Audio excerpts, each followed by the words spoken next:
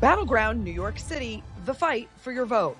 Your front row seat to the battle for New York's next mayor. It's the old guard clinging to power, chasing a candidate they never saw coming. Every night, our experts break it down. What New Yorkers want above all else is authenticity. We're listening to the people who matter most, you, the voters. And when the candidates sit across from us, nothing's off the table. What's your plan to make New York City feel like a safer city? S.E. Cupp, that's your perception. Of course there's a lot of crime. So what's happening right now? Let's dive in. Welcome to Battleground NYC, the fight for your vote. It is finally Friday, the 3rd of October, and we are just 32 days away from this all-important New York City mayoral race, which means the next time we meet will be less than a month out. Pretty exciting. Later in today's show, we're going to look at some national issues that may impact this race and how this race is impacting some national issues. But first, let's get to some news. And joining me now is Hannah Fierick, City Hall reporter for the New York Post. Hannah, welcome back. Thanks for having me. Sure. Okay. So today, each candidate needs to file their fundraising earnings. Curtis Lee was already reporting some strong fundraising numbers, but we won't get them. We don't have them yet. We won't get them until later today. So what can you tell us about what you're hearing from each campaign? Right. Yeah. We will have the most up-to-date numbers once the filings are in, like you said. What we know so far is that Curtis Lee is reporting some strong fundraising numbers.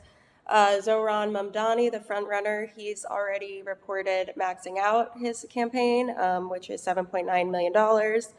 And that's been the case for quite some time now. And then Andrew Cuomo, I actually caught up with yesterday. He mentioned that he has seen a, quote, tremendous boost in fundraising since Mayor Adams dropped out of the race. So it'll be interesting to see what those numbers look like when those come in as well. It will be, because in addition to the polls, I'm waiting for the first poll since Adams dropped out. That'll be really, really important for Andrew Cuomo to know if his theory of the case that if Adams dropped out, he'd be in a better position, to see if that's true. But the money is also going to be really important. And what do you think? What should we expect the campaigns to be spending all of this money on with just around 30 days left? I assume lots of ads, maybe some get out the vote efforts on the ground, maybe some consulting. What are you hearing? Yeah, I think, you touched on the two main drivers are definitely going to be the ad spending. We're definitely hearing a lot of money coming in as far as ads. Just this week, Andrew Cuomo, I think, has dropped a $45,000 ad, and, we can expect that to just keep increasing as more primetime spots become available. That's really going to be a push in the last final days of the race. And, consultants as well. We've seen Andrew Cuomo has brought on a couple new members of his team. I haven't heard as much from the Mamdani side, who already has a pretty robust team. But, it's not unusual for us to see them bringing on some more high-powered consultants, especially in the final days of the race. Those consultants are expensive. And so you only bring them on when you feel like you've got the money to spend and you have a chance at this. Yes. And so it's typical that toward the end of a campaign, you start to see some new additions to a candidate's team. So we'll be watching that too. You wrote this week that frontrunner Zohran Mamdani is blasting former Governor Andrew Cuomo for cozying up to billionaire backers for big bucks. Who are these people and how could they influence this race?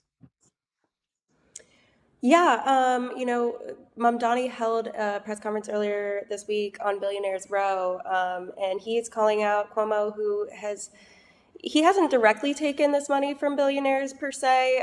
He has gotten some direct campaign donations, but a lot of these big chunks of money are going directly to his super PAC, Fix the City, as well as some of his other affiliated super PACs. It's really interesting. Sorry, go ahead. Oh, no, that's fine. But yeah, we've seen, some big names, Barry Diller, Daniel Loeb, Bill Ackman, of course, was a big name in the primary. He has been taking a lot of money from real estate donors, but Yeah. Mamdani, he has also received some donations from some wealthy donors as well. Elizabeth Simons, who is a big hedge fund executive. So, but Mamdani clarified earlier this week that his stance is, I'm not taking any money from big real estate specifically. So, yeah, it's just kind of interesting to see how this is all going to keep playing It out. is. And yeah, what I was going to say is that it's interesting because generally voters don't necessarily care. They might say they care, but when it comes to going, they don't really care where the money comes from. But Mm-hmm. it's interesting because Orhan Mamdani is obviously running a campaign to say I'm an outsider and these people are going to Right. be beholden to their donors and not their voters. I don't really know how Mm-hmm. much that moves the needle for voters. We'll see, but I understand the kinds of attacks here. Um, Mm-hmm. Bloomberg, the news media publication, is reporting that young New York Republicans are telling Andrew Cuomo to come and woo them. Bad news for Curtis Lewa, I suppose. But what more can you tell us about this interesting voting constituency in New York City? Yeah, it's definitely noticeable and notable that young Republicans are, kind of signaling this openness to Andrew Mm, Cuomo and putting it out there for the public to see. This is something that has kind of almost hindered Cuomo's campaign with some Democrats thus far is these swirling rumors of, Donald Trump coordinating with the Adams right. campaign and the Sliwa campaign to try to get them to drop out of the race. So I think now this new wave of even younger Republicans coming around and saying we're open to hearing your case. I think that kind of adds to that narrative that he has been trying to avoid. He's often saying, calling out Donald Trump, calling him a Yeah. bully.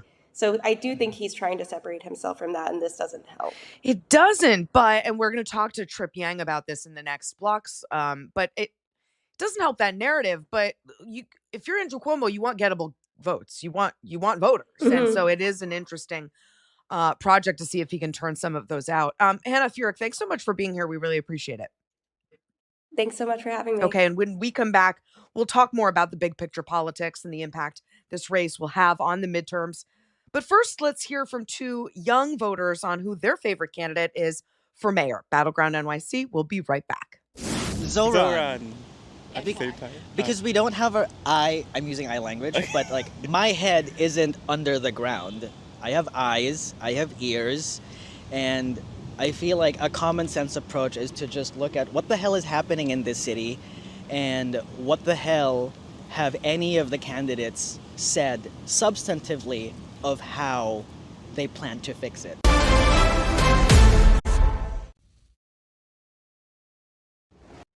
Welcome back to Battleground NYC, the fight for your vote. Joining me now for the bigger picture is Trip Yang, a Democratic strategist, founder and CEO of Trip Yang Strategies. Now, Trip, the last time you were on, Mayor Adams hadn't yet dropped out. So I want to get your take. How does this change the makeup of this race? Well, thank you so much, SC, for having me back on here with some of the best in the business. Look, Mayor Adams dropping out is, of course, big news. It's really rare for an incumbent mayor to give up on his reelection, but we all saw Hmm. this coming. Look, he was Hmm. polling in a distant fourth place. And before I came onto the program, I tried to get in touch with all two of Mayor Adams's remaining campaign supporters. I wasn't able. Okay. Look, Okay. it doesn't. I will say this: in terms of an earned media headline, it is helpful Mhm. to Cuomo because Cuomo has been telling folks, "I am more viable. Eric Adams is not." In terms of Yeah. how the votes actually get redistributed, it is very, very incremental. It helps Cuomo a little bit, but there's also this feeling that's a little, too late. So you think maybe there's a symbolic effect for Cuomo that can matter, and the signal is, see, I told you he wasn't viable. Come on over to me, however many of you there are. But do you not think that this is really going to shake up the race that much, that the gap between Cuomo and Mamdani will remain about the same? More or less, it might change a few single digits, a few low single digits. But the bigger factor here is actually Curtis Sliwa. And Curtis Sliwa remaining in the race is a Yeah. bigger stumbling block for Cuomo. The reason why is that Republican voters here in New York City, as few of them as there are, they actually pretty much like Curtis Sliwa. Curtis Sliwa is a real Republican. Cuomo Yes. governed as a Democrat. Republicans did not like him when he was a Democratic governor. Now, if Sliwa goes out of the race, Cuomo does have a better shot if it's a one-on-one with Mamdani. But with Sliwa in the race, it is really, really hard for someone who's been a Democrat his entire life to say to Republicans, vote for me over your Republican nominee. Yeah, I think you're right too. And I actually think this puts Sliwa in a good position. I know he gets, sort of written off, but with Adams out now, he can really own the policing and crime issue, I think. Do you think we could see him surge in the coming weeks? I don't know if that's going to be the case simply because the vote share of Republican voters is so small. Here in New York, registered Democrats outnumber registered Republicans over 6-1. So Yes. it's more likely that this campaign really remains in static. Uh-huh. It has been for the last 3 months, right? The Yes. polling has not moved much in 3 months. It's been Mamdani ahead by 18 to 20 points. Cuomo was around in the 20s. Sliwa was in third place. And so, really, the major shakeup here would be for Sliwa to exit the race. However, if you've ever seen Curtis Sliwa interact in public, that man loves two things. He loves all of his cats, and he loves campaigning for New York City Yeah, mayor. he does. And I'm trying to psychologize a little bit and get inside the minds of voters, which is something I try to do for every election, just as someone covering it. And I'm thinking, okay, if I was an Eric Adams voter, there's a reason for that. I wasn't with Zoran Mamdani. Maybe he's too radical for me. I wasn't with Andrew Cuomo. Maybe he's too corrupt for me. I don't like his scandals. But I'm for safety. Well, without Eric Adams in the race, maybe I think Curtis Lee was the only one really speaking my language. Yeah. I'm just not so sure that there aren't enough voters, not for Curtis Lee to win, but for him to kind of be a meaningful spoiler. Yeah, Curtis is really well positioned to be a spoiler here. If you look at the general election ads from all three of the remaining candidates, which they dropped a couple days ago, you Yeah. see a big difference in how they're approaching it. Mamdani's ads are a replay of his greatest hits in the primary, freezing the rent, fast and free buses, universal childcare. He has a nod, however, to an older woman who seems to be from Northeast Queens or somewhere from an outer borough part of New York City. You saw the house, you saw the driveway, you see a car very visible in Mamdani's ad. Mamdani's signaling, hey, I'm expanding my governing coalition, my voters. Sliwa, on the other hand, starts his ad off with black and white images, a doomy and gloomy New York. Yeah. New York is going to go back to the bad old days unless you elect me, Curtis Sliwa. And Andrew Cuomo, look, he's kind of stuck in the middle, right? Democratic voters, they're with Mamdani for the most part. Republicans are with Sliwa. Cuomo has to resort to some AI.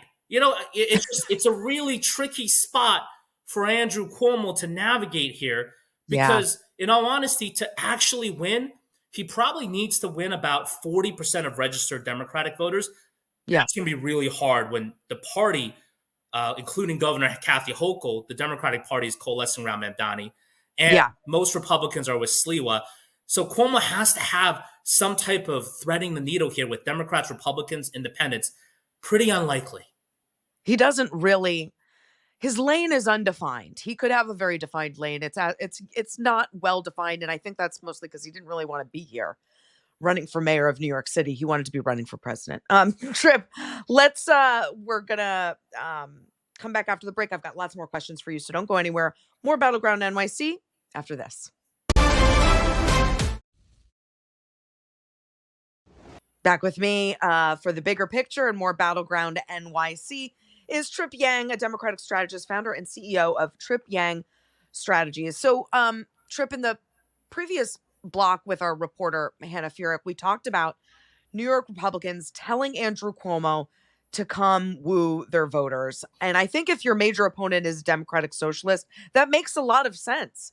But what's your sense of how Cuomo would fare with that block? We've talked about how Democrats are a little wary of him, but are Republicans gettable for him if they think Curtis Lewa really doesn't have a shot at this? Yeah, probably more on the organization level than the actual Republican voter level. Republican voters Yeah. don't actually like Andrew Cuomo. Maybe if it's a one-on-one, they'll hold their nose really tightly and vote Cuomo instead of the Democratic Socialist Mamdani, but not when Slee was in the Right. race. What you're seeing here from Yeah. some Republican organizations, I will say, is that a reflection that Curtis Lewa is really kind of his own person, his own unique New York brand. A person like Curtis Lewa can only exist in New York City politics.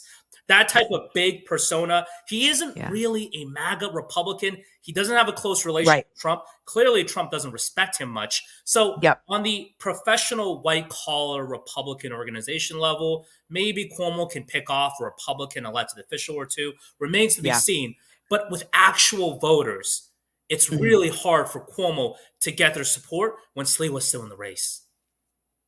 Yeah, I think that makes sense. Listen, I was a New York Republican voter, and I know, the circles I moved in, the idea that I would pull a lever for Andrew Cuomo, it was like completely anathema to me when I was living there. But, the electorate's changing, and maybe they're not carrying around as much of Cuomo's baggage as people my age are. Let's shift over to Mamdani, though. He shifted his position on jails over the course of his young political life. Once demanding the closure of Rikers Prison and no new jails, and then adjusting to sort of political realities of maybe delaying closing Rikers and likely having to add new jails. That's just one example, Trip, of reality getting in the way of hope and change. And we hate when that happens, but it happens to almost every politician. Reality gets in. Do voters care, though, that they might not be able to get a lot of what Zoran Mamdani is promising? Voters don't really care in the way that you may be framing it. The reason is Yep. this. When he first ran for office, this was 2019, 2020, during the pandemic, he was running for a state assembly seat in Queens. The demands that voters have of a local state legislator to advocate for them is very, very different than they have for the chief executive of a city with 300,000 municipal employees managing a city of 8.3 million residents. So it doesn't really matter that way. Look, I will give Zoran credit. The way he frames it is that some of his positions, if there are nuances in how he's talking about it now, he's talking about it in terms of, well, we have to follow the existing law. That's how he's talking about the Rikers Island situation. You're right, So right. He's very smart and he's very good at communication. Look, we all know a lot of politicians, when they change positions, it is so obviously a flip-flop. I remember Mitt Romney in 2012, he was described as an etch-a-sketch, right? That was kind of John Kerry, too. Lots of flip-floppers. right, Yep. right, exactly, on both sides of the aisle. Mamdani is a Yep. really good communicator. He is acknowledging that, yes, experiences can change his perspective, but he's communicating in the sense that, hey, we have to follow the law as is set.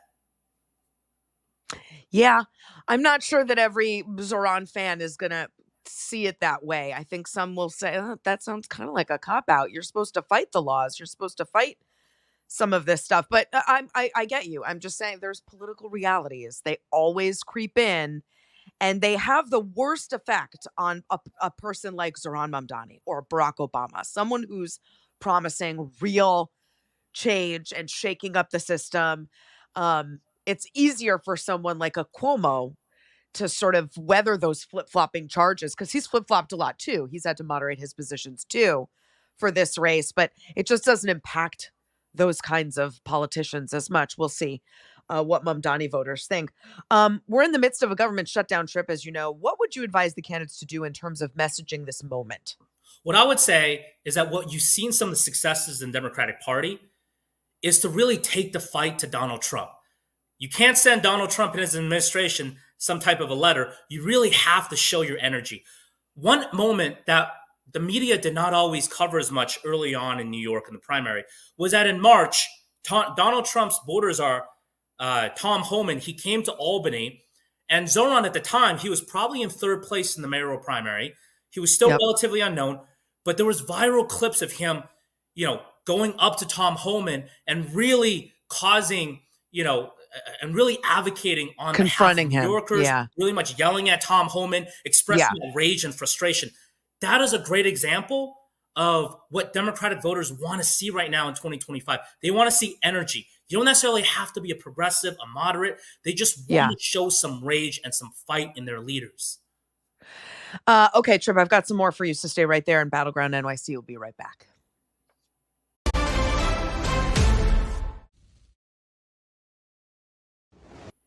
We're back with Battleground NYC one more time with Trip Yang, Democratic strategist, founder, and CEO of Trip Yang Strategies. Now, we've been telling you guys this race is making national headlines and getting national attention. Well, Texas Senator Ted Cruz has entered the chat. And this week he called Mamdani a jihadist. Now, Trip, this is slimy and sleazy and ignorant and gross, of course. But my question for you is, what does it tell you that national Republicans like Ted Cruz, Donald Trump, who calls him a communist, are trying to scare Americans thousands of miles away about Mamdani? Well, I think it was really slimy and sleazy 4 years ago when Senator Cruz escaped to Cancun as his state of Texas was going through an historically bad winter storm. So I think sometimes humility goes a long way in public service. He doesn't know that word. Needless to say, the Islamophobia, the xenophobia from some elements of the Republican Party, because Zohran Mamdani, a young Muslim democratic socialist, is gaining success. It is very despicable and condemnable. And, I think sometimes in both, I would say, especially in the Republican Party nationally, sometimes folks have to have their better angels convince them otherwise. It's also just, if I may, it's so like 2003. Like, I feel like we've evolved as a country past this. I'm not saying that Islamophobia doesn't exist. It does. I'm just saying this kind of political attack, it's lazy, it's sleazy, and I don't think the electorate, for the most part, Yeah. is here for it. I just Yeah. don't see it as being very effective. And in fact, Ted Cruz was dragged for saying this even by Republicans that, like, what are you doing? It was kind of seen as a joke. I don't think they're getting where we are as a country. Yeah. I would say this. Look, I'm a lifelong Democrat. Normally, when you see some of the more successful national Republicans criticize Democrats, there's a level of maybe a policy criticism, or they'll use some dog whistle type of language. They'll frame it in terms of DEI. That seems to be the Republican buzzword these days. But to go explicitly over there with some Islamophobia, look, that's just beyond the pale. And he should know better. He is a public official representing so many Americans in federal government. It's just silly. Okay. We talked a little bit about the shutdown, and I feel like this is why Mamdani's got so much support. Not the shutdown in particular, but is the shutdown symptomatic of Congress and politics? And maybe Mamdani can't do everything he's promising, but the Democrats and Republicans in Washington can't even keep the government open, can't pass a budget. I just think he represents to a lot of people something new, something fresh. And I think this shutdown actually helps him. What do you think? Yeah, look, most Americans don't pay attention to politics locally or nationally as much as we do. Most Americans are just struggling to find a way Luckily, to paycheck to for pay them. Right? Like trying to get through the day, trying to provide for your families. Yeah. Right. So, look, what Mamdani does really well is include people in. It's positive. It's aspirational. He reminds me of a combination of Barack Obama in 2008 and Bernie Sanders in 2016 in terms of how he talks to populism. Not me, it's us, right? Whenever he talks about issues, he always brings it back to what New Yorkers are facing, the struggles of affordability or housing challenges, etc. And so he is very talented in this. What Democrats should learn is that when we are going in a shutdown fight with Donald Trump, we know Donald Trump, hits below the belt. Yeah. Democratic voters want to see some fight, and they also want to see some positive aspirational language. There is a better future in New York and better future for America. It's the message that Mamdani does well that some Democrats in our party could also learn from. I agree. I totally agree. I don't think Democrats have figured out their message yet for 2026 or 2028. And I think there's a lot they could probably learn from Zohran Mamdani's campaign. Hey, it's why we're covering it every night. And that's it for us this week, but you can catch us Monday through Friday all the way up through the election. For more reporting and insight and context, right here on Battleground NYC, the fight for your vote. I'm Essie Cupp. Have a great weekend, guys.